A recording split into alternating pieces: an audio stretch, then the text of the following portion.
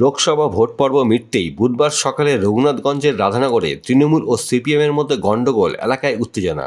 রাধানগরের চায়ের দোকানে একে অপরকে কুমন্তব্য করা থেকেই হাতাহাতিতে জড়িয়ে পড়ে দুই পক্ষ।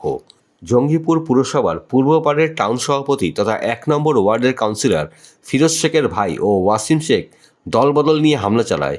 সিপিএমের এক কর্মীকে ব্যাপক মারধর করা হয় বলে অভিযোগ। অপর এক যুবকের ওপর হামলাও চালানো হয়। অস্ত্র উঁচিয়ে তেড়ে যায় বলে অভিযোগ। খবর পেয়ে ঘটনাস্থলে পৌঁছায় জঙ্গিপুর ফাঁড়ির পুলিশ। খোকাবাবুর মতন নেতা আসছে, তার জনসভা নেই, তাকে কোন গলিতে নিয়ে গিয়ে সেখানে একটা পথসভা করবে।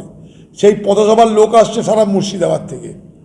বড় দুর্ভাগ্য যে খোকাবাবুর জনসভা করার ক্ষমতা নাই, পথসভা করতে হচ্ছে। সেই পথসভার লোক আসে সারা মুর্শিদাবাদ জুড়ে। আর খোকাবাবু যাতে পদযাত্রায় কোনো অসুবিধা না হয়, সমস্ত বাম্পার ভেঙে দেওয়া আছে, ননীগোপালের পায়ে যেন চোট না লাগে। হ্যাঁ, সেগুলো যারা দায়িত্বে আছে তাদেরকে সেগুলো নোটিশ করাতে হবে।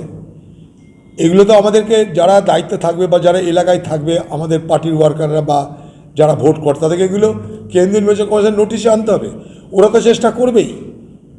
সরকার অর্থাৎ পশ্চিমবঙ্গের তৃণমূল পার্টি পুলিশের মদতে ওরা তো চেষ্টা করবেই সব কিছুর মধ্যে চুরি বাটপাড়ি ছ্যাঁচড়ামি করতে।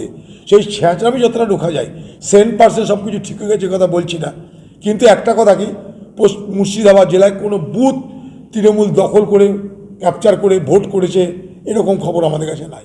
মানুষ যদি প্রতিরোধ করতে না পারে, কেন্দ্রীয় নির্বাচন কমিশন ঘরে ঘরে গিয়ে তো একটা করে ফোর্স দিতে পারবে না। তৃণমূল জানে যে তৃণমূল হারবে, তাই তারা আজকে হিংসার আশ্রয় নিচ্ছে। কারণ পরাজিত হয়েছে তারা, সেটা জেনে গেছে। গতকাল যে নির্বাচন হয়েছে তাদের দুটো আসনে তাদের পরাজয় সুনিশ্চিত। ফলে এগুলো এটা একটা ক্ষোভের প্রকাশ, হতাশার প্রকাশ, হতাশার অভিব্যক্তি।